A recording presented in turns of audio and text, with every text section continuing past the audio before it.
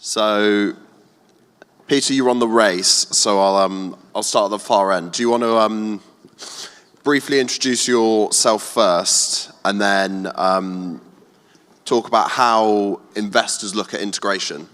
Because we're going to look at horizontal integration, vertical integration, the impacts this has. Sure. And whether you've seen it sort of change slightly over the last sort of 5 years or so. Okay. So brief introduction, Peter Shannon, founder of Radius Capital. We are early stage venture investors with a domain focus in aerospace. So the value chain, the people, public sector, private sector, all the different applications. But we are not really building what you would, at arm's length, you would look at our portfolio and you wouldn't necessarily recognize it as an aerospace portfolio. We're using the aerospace domain focus as a lens to invest across a whole spectrum of tools and enabling technologies that have relevance to aerospace, but in many cases, they have much broader applicability across other industries. So we have 10 portfolio companies now across a range of tools, manufacturing technologies. We are active in the drone technology arena. We're seeing that space hit some inflection points. I think that is kind of a telltale for this question of integration that we're going to get into. But I'll leave it at that for now. We'll dig into it as we go. So, Dan, do you want to go? Dan Atea, I lead RTX Ventures. So if you're not familiar, RTX is the parent company of Pratt & Whitney, Collins Aerospace, and Raytheon. We're a fairly new corporate venture capital arm for RTX, formed just under 3 years ago. Really looking to invest and support the startup ecosystem and investing in companies that are potentially disruptive to the aerospace and defense industries. Also investing in deep tech that's relevant to aerospace and defense, but not necessarily wed just to aerospace and defense. We've completed 21 investments to date in a broad range of companies that are relevant.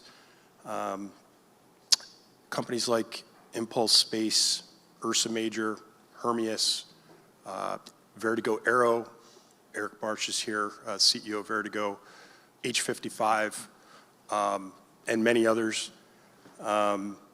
Great to be here. We are agnostic to vertical integration, horizontal integration. There's advantages, disadvantages that I'm sure we're going to talk about, but thanks. Hi, everyone. My name is Richard Wang. I'm the founder of Crevasse Consulting, formerly the founder and CEO at Cuberg, one of the most mature advanced battery companies developing aviation-grade battery cells, modules, and packs. Grew that company over 9 years to 225 people here in the Bay Area, took it through an acquisition by our parent company, Norfolk. Some of you may have heard, if you follow the battery space, Norfolk has encountered substantial financial difficulties this past year in ramping their core gigafactory business in Sweden. And as part of that, they've had to significantly restructure, including shutting down Cuberg, their California operation, amidst substantial layoffs across the company and the industry. So I left the company earlier this year in February. I've started doing some consulting work for three major client areas. One is a lot of battery startups, so seeing a lot of what's going on in the remainder of the advanced battery industry here in the US and elsewhere.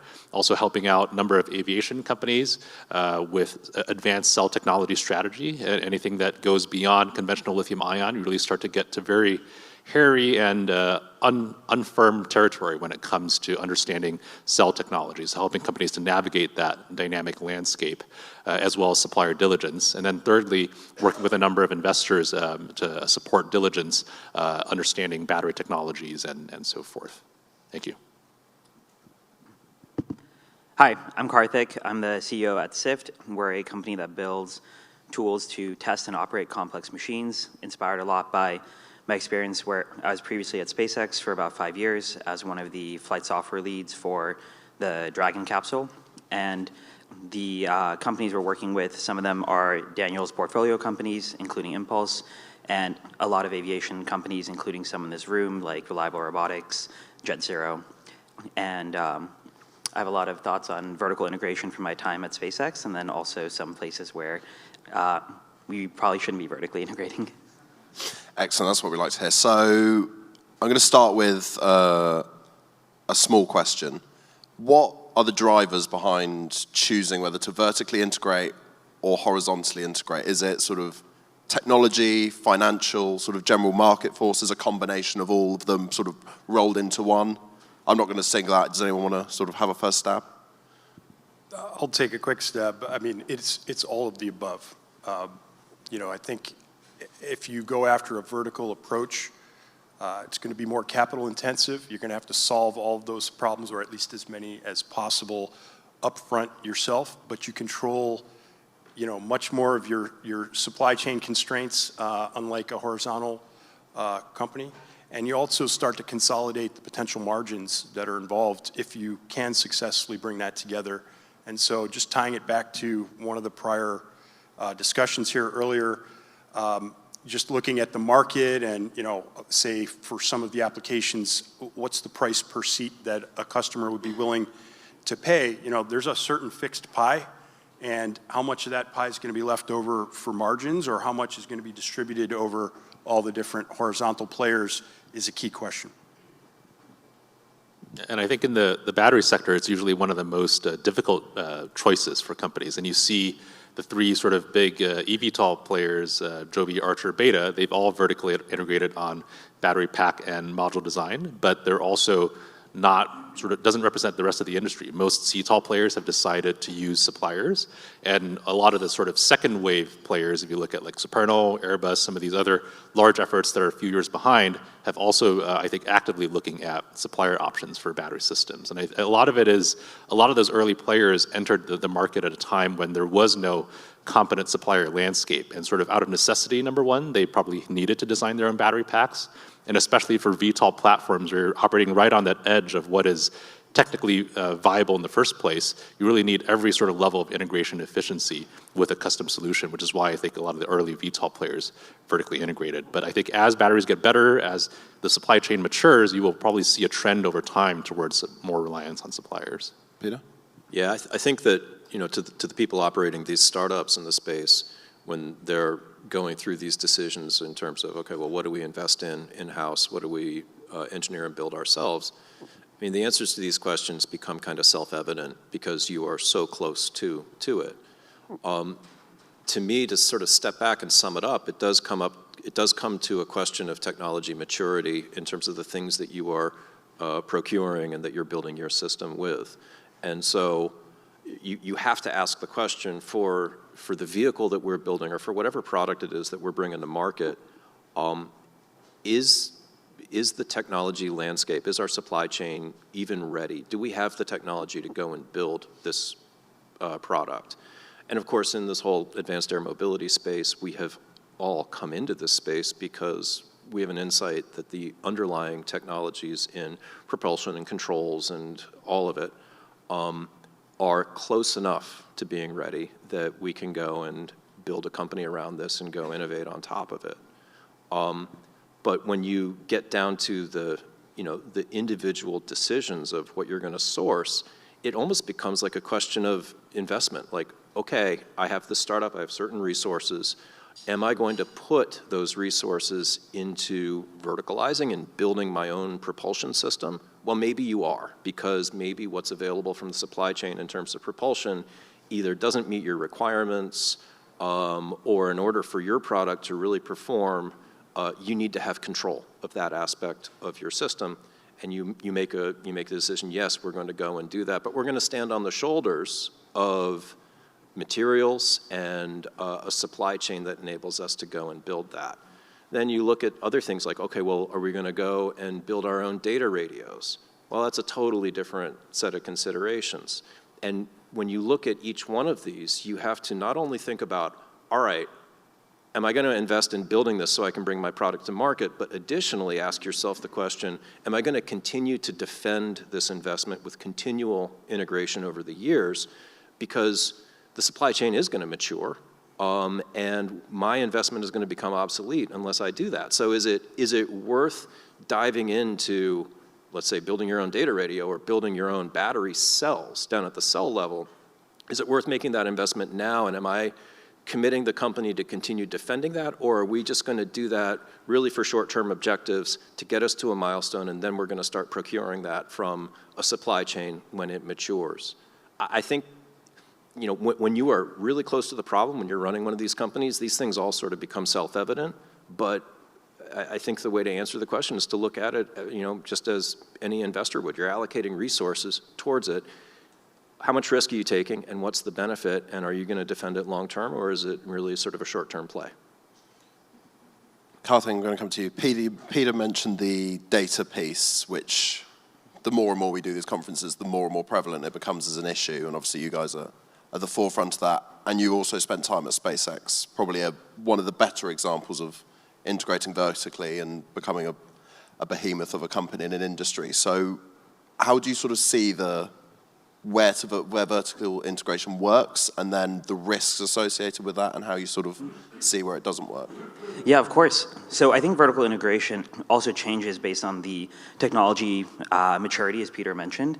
As a company gets more mature, you can invest more resources towards optimizing things that you've already done and bringing those things in-house. I think in terms of the SpaceX side that you mentioned, a lot of people forget that most of the software that SpaceX built in-house, they built it after they were a decade-old company. They didn't build that in-house from day one. So as a company matures and they can get more progress and more traction in the market, you also learn what works, what doesn't work. So before investing a ton of resources into building something that might not even be what you need, you can go test things out, see what works, what doesn't work. It might actually make you realize that you don't even need that part in the first place. So if you delete the part, then you end up not even needing that in the overall system. So I would say bias for action towards almost like speed running through the game and make as much progress as you can. And then what you do is wherever there's things that you have a comparative advantage or things that are like a core competency, then bring those in-house. But getting back to the data part that you mentioned, that's one of those things where building data warehouses, building tools to manage telemetry, I am biased because we sell that. But that's not really a core competency at most of these companies, and maybe it becomes one of those things that you can continue to iterate and learn on as you become a much more mature company. But for the first decade, I don't really know where it makes much sense to do that. And the other thing is about, do you have a comparative advantage to hire within that market? So when we mention the market, it's not just competitive market, but it's also a market for talent. So if you're building an aircraft company, if you're building a plane, you're trying to attract the most talented software engineers, they probably want to work on the plane. When I was at SpaceX, I wanted to work on the spacecraft. So what type of talent are you going to attract to go build internal tools and data warehouses? Whereas much of that talent will go to like Google and other companies that are doing that, like Sift. And then you can focus on your core competency, hire the talent that wants to focus on that core competency, and then outsource some of these things that are not necessarily as strategic of a moat for your company.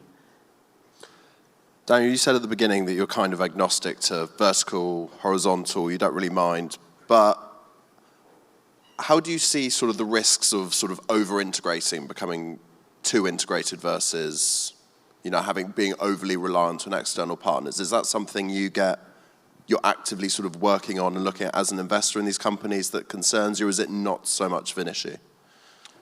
No, it is. I think Peter said it really well. It's we want to look at a case-by-case basis, and actually we'll evaluate a company on its own individual merits and listen to their plan. And you know what components are required for success, right?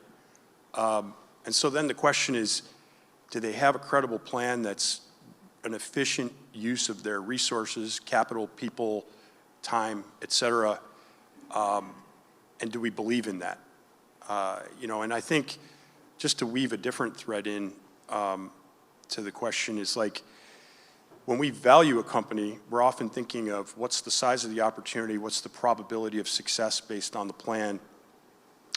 And if you're reliant on other companies, sometimes you have to multiply the probability of success that this company's successful, that this company, and you can see that you could argue that in some cases that decreases your chance of success overall if you're too reliant on other companies and if it's questionable whether they're going to be able to deliver. So we're always balancing these things, but we're certainly interested in players that are building high-value component into the ecosystem that we believe have some credible differentiation and a real value proposition that's going to resonate in the marketplace.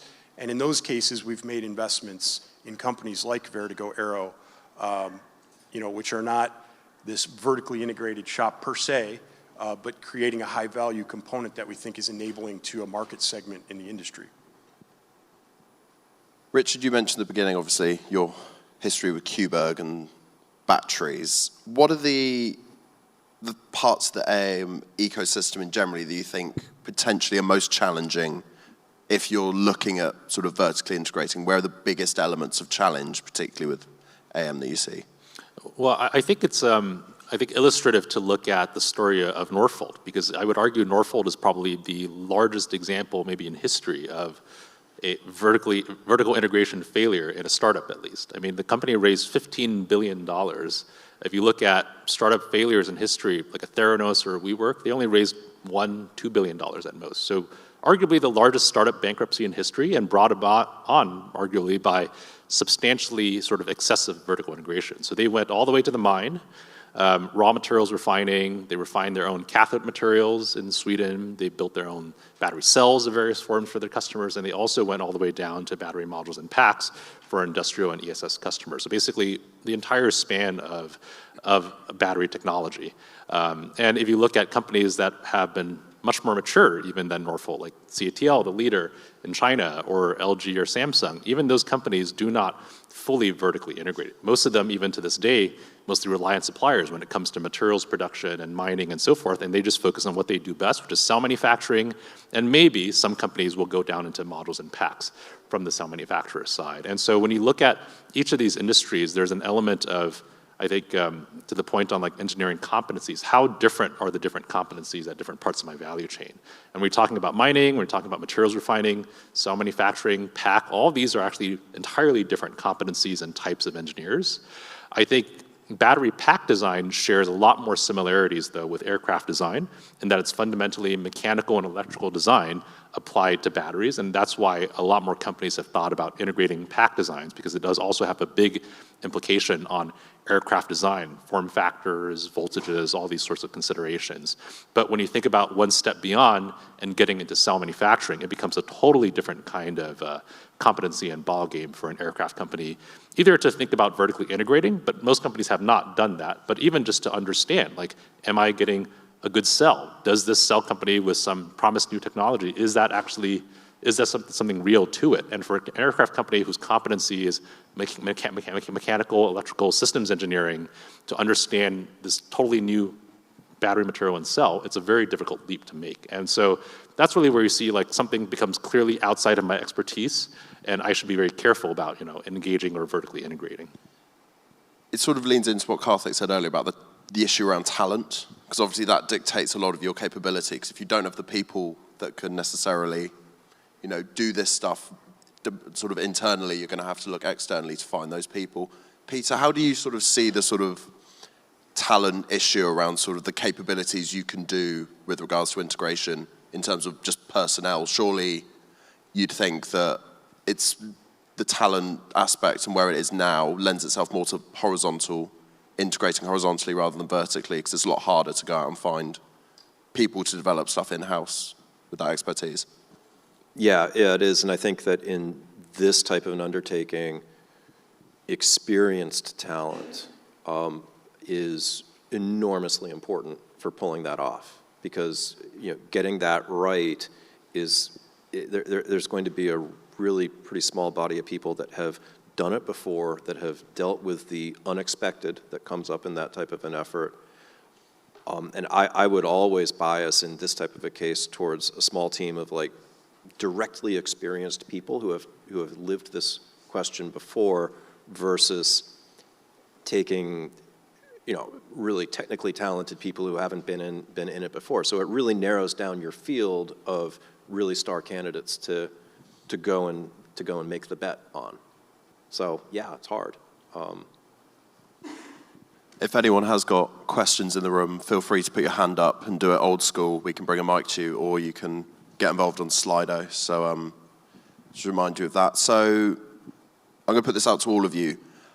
in terms of other industries you can look at in terms of taking examples from, whether it's sort of wider aerospace or sort of automotive or sort of other industries like that, what can be learned from them and applied in terms of integration strategies and applied to sort of AAM, what can be learned? Well, I think you mentioned, SpaceX as an example. I'd like to say Impulse Space is also another example in the space industry that are heavily focused on vertical integration, and it allows them to be first movers and really capture the market faster than others. And instead of waiting for the rest of the industry to come along, those are examples in the space industry where vertical integration has been outstanding and a differentiator for some amazing companies. And, you would expect that other players will emerge over time and there will be, the market will evolve. But if you really want to start the market, establish the market, those are examples that would argue for vertical integration. Yeah, I think it's about how do you manage the risk in it and still move really fast. And I think over the last generation, we have slowed down in terms of that, but emerging sort of patterns like what SpaceX has done have shown that there are other ways to go about it, to really characterize the risk and really take, not a pure waterfall approach, but a more iterative approach to still move fast through it, discerning between the different types of risk and executing, because you have to execute fast in it. Do you think the challenges of accessing capital and enough capital to vertically integrate like those, because those big aerospace companies have huge balance sheets and they're very, very capital intensive. Is that an issue, particularly in this space, just not being able to get enough capital to really speed that along? It definitely is. If you are dealing with professional investors who are investing out of a 10-year fund, like those of us in venture, there often isn't enough built into the timeline and into the portfolio construction to take on the type of projects that an aerospace company that has a longer time horizon or a company that is funded by other investor sources, be it ultra-wealthy or quasi-entrepreneur strategic type sources. They can do things on different timelines and at different scales than the sort of financially focused VC funds can do.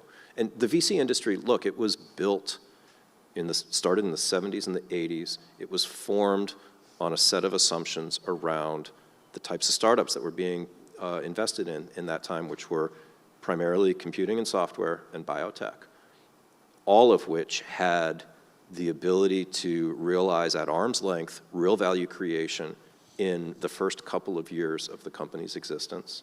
And the way that the funding rounds are sort of sized and the amount of time that is supported by each round, the syndicates that are formed, the minority positions that investors take, all of it is derived from the assumption that you're investing in those types of businesses. And that's what venture is built around. And it's the one thing that performs well for venture even today. And so, I used to be a clean tech investor before I, moved into aerospace and mobility. And we learned that lesson the hard way because, the timelines there are also very long.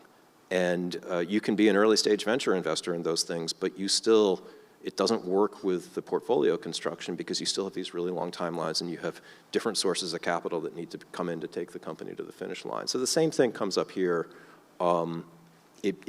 This does affect how you go and raise capital. And, at a superficial level, people say, oh, well, where's the investment coming into AAM? And why has it been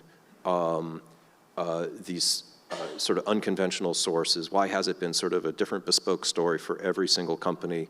And why was it that the SPAC wave and that window of access into the public markets was such a pivotal event for this industry? And now we're trying to figure out the path forward from here. I think it's based in these fundamentals. But it's the lengthening time that these companies are pre-revenue, isn't that the big challenge? Like traditionally you look at sort of getting a B round and it being sort of looking at revenue about that time, but they're going further and more. The companies are doing development, they are creating value, but can you realize that value at arm's length from a new investor who's walking up and meeting the company and objectively saying, oh, okay, well, I can see how much value was created here and we can quantify it and we can create a market for investing further into this, because so much of the fundamentals of how that works is based upon top-line numbers and gross margins and scalability. And you still aren't yet at that point in the company's story to really be talking about that. And that you can do that for so many years, but there's a limit. I mean, we see it all the time in cycles, and how do we capitalize innovation across industries? This keeps coming up. Karthik, do you want to dig into the SpaceX thing a bit more? Because it's come up multiple times already in this session. But, you know, being there and experiencing that sort of working on that integration. Yeah, of course. So I also want to add something onto what Peter was saying, which was that there are those 10-year cycles in venture, which then actually forces companies to show progress on a shorter timeline, which is more of an argument to not vertically integrate, which isn't always great. It might not necessarily be the best pressure, but it's saying what can you do, how much progress can you make in the shortest amount of time, and what partners are you going to bring along for the ride to help you with that. So I think there's a nuance. It's like it could be a good hunger to keep things from just continuing in perpetuity, but it also could be a so I don't know. I don't have a strong push on that.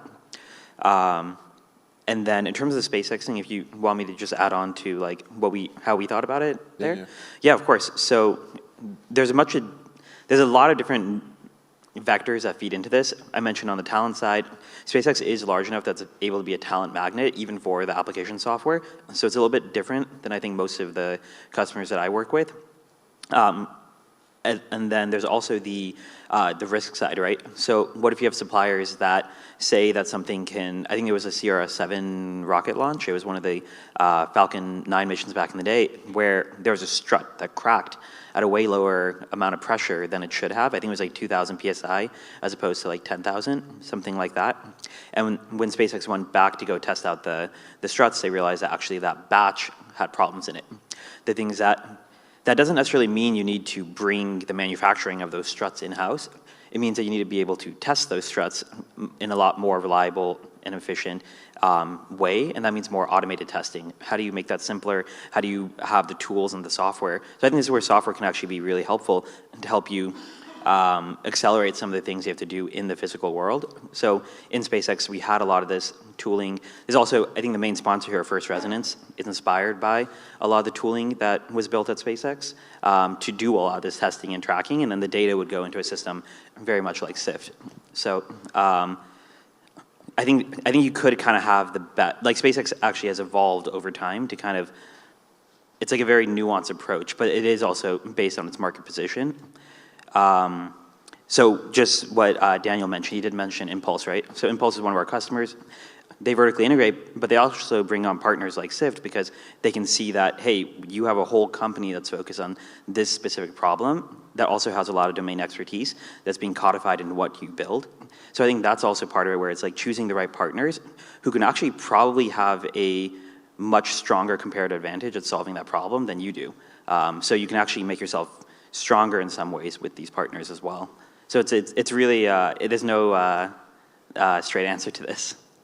Do you think that, I mean, anyone can take this, do you think there are any AAM of the big companies like Joby's, Archers that act as talent magnets now? Because Joby's, they've acquired X-Wing and they're doing the autonomy piece, they're doing the hydrogen piece as well now, and they've obviously got their in-house battery stuff and their aircraft stuff. Do you think they're at a size where they can start attracting that talent and being that talent driver into this industry? Or do you think they're not quite there yet in the size, or just sort of understanding of what this industry is? I don't look at it in terms of the size. I think they're in an extremely innovative space. The market hasn't fully come, it's evolving and hopefully going to come to fruition in the coming years. There's a lot of opportunity for growth if any of those companies gets it right, and they're very attractive places for for employees and engineers and folks that want to work on exciting problems to go work for. So I'm open to other opinions on that, but I think they're really attractive companies to bring in talent and innovate and, you know, build your career. Yeah. I want to pull on the sort of implicit Elon Musk thread throughout all of this as well, because if you, and I think automotive, yeah, automotive is maybe the best analogy. But if you look at Tesla and also SpaceX, I mean, at the end of the day, most companies think they're Tesla or SpaceX, but they're actually not, and most entrepreneurs are not Elon Musk. And the fact that he was able to succeed with vertical integration, being the first mover and the dominant force in his respective industry, does not mean that is the right plan for most other companies, especially if you're not the first mover in that industry. And I think Joby perhaps is the exception where, okay, vertical integration certainly did make sense for them in the past, and they've built enough momentum where they probably should continue on, but that does not mean that's the right answer for most other companies. And in automotive, other than Tesla and BYD in China, virtually all other car companies are not vertically integrated to any significant extent, right? Most companies are buying finished battery models and packs that are way more sophisticated from CATL and LG and so forth than what their own engineers can design in-house. And these are enormous, right, multi-billion-dollar companies that just don't have that capability compared to, for example, what the dedicated battery companies have. So I think it's always important to caution sort of like everybody obviously is inspired by Elon and Tesla and SpaceX and the success that they've seen. But it's, right, that doesn't mean you should just copy him. There's a different plan that makes sense depending on who you are and what your company actually does and where you are in the market. So before we wrap up, because the timer is ominously ticking down, there are a lot of startups in the room who are sort of, you know, thinking about these things and trying to get off the ground. What would you say to them about their decisions, RE integration? What are the sort of the things they should think about and advice you would give to any of them? Do things that allow you to iterate as fast as possible. Build a really credible plan and be ready to explain why you want to make those choices in terms of resource and capital allocation and why it makes sense in your situation. And that's going to resonate with the investor. I mean, I would say, I mean, if you're an early stage startup in aviation at this point in the business cycle, you're clearly not a first mover compared to the Jobys of the world, and you're also not in a financing climate that is conducive to getting the capital to do a lot on your own. And so it probably, I would suspect, makes more sense as a general rule to be very careful of your capital and focus really on what you do best, especially given the supplier landscape is maturing at this point. I'm in agreement with that. It's focus only on your core competencies, hire the best people in the space for those core competencies, and then outsource the rest. Excellent. Are there any questions from the room? We got one at the back. Could we get a microphone? We got one? There's a microphone coming rapidly. Hi, Matthias Thompson set up a new emergency medical eVTOL flying operator just 2 months ago.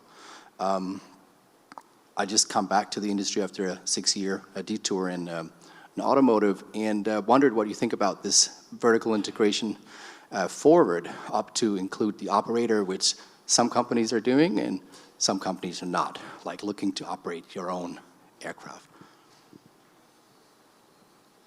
Anyone want to take that? That's a good point. We haven't actually looked at the sort of the operation piece. If I understood the question right, you're wondering about vertical integration within the emergency responder space? Is that? No, just like you think that the big aircraft makers like Joby, Archer, should or shouldn't also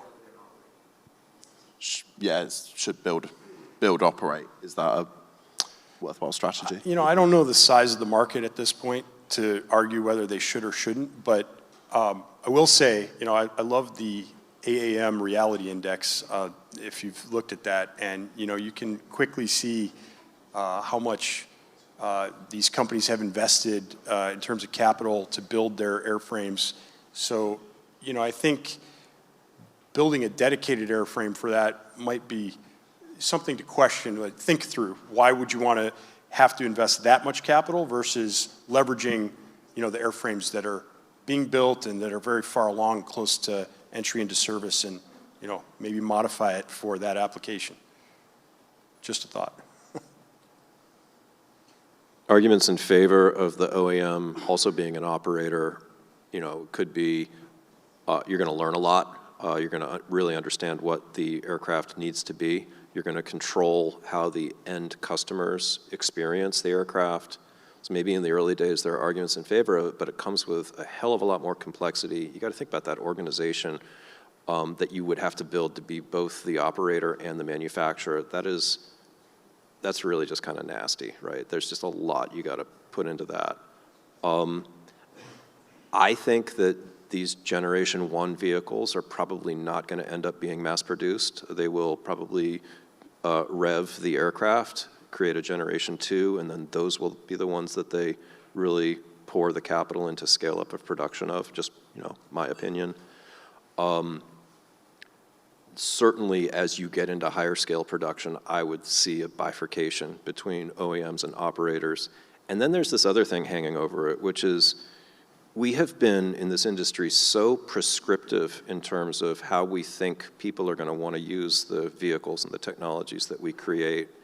And I think that we're missing something if you really believe that, because I've been an advocate of create aircraft that are multi-purpose that you can put in the hands of people anywhere and then watch them and see how they want to employ it, because they're up close to problems, to how they run their business in whatever industry. They're living something, and they're going to have an insight that the people in this room would never have an insight of. And if we don't create products that you can give to them, you can put in their hands, we're probably going to be missing a lot of the killer applications that are just sort of sitting there under our nose while we're, conceiving of this air taxi model or whatever the model is that we're presuming is going to be the way that this, magic new set of capabilities that we're bringing into society are going to be employed.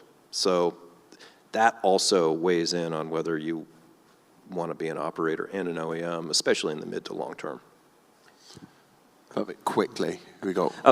One other thing I would add is also there's a bit of a regulatory arbitrage depending on what type of operating model it is.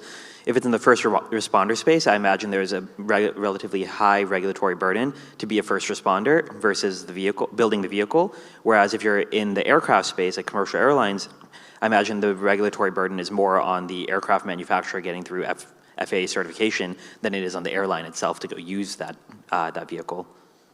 Perfect. We are going to be looking at this tomorrow in our EMS dedicated session. So it's we'll look into all that stuff around EMS. But I'd like to thank the panel. That was an excellent discussion. Really enjoyed that. Thank you very much.